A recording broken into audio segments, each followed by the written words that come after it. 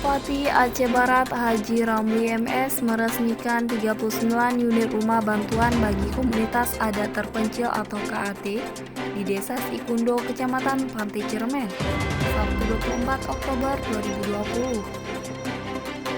Bupati Aceh Barat Haji Ramli MS dalam sambutannya menyampaikan pemerintah sangat peduli kepada masyarakat Sikundo.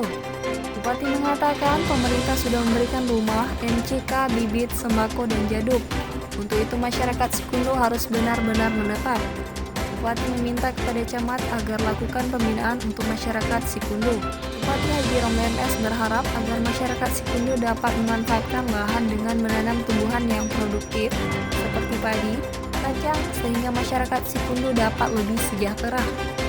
Sementara itu, PLT Gubernur Aceh yang diwakili Asisten 2 Sekda Aceh Teguh Ahmad Dade SH menyampaikan pembangunan 39 unit rumah komunitas adat terpencil atau KAT tersebut bersumber dari APBN Tugas Pembiayaan tahun 2019 yang selesai November 2019.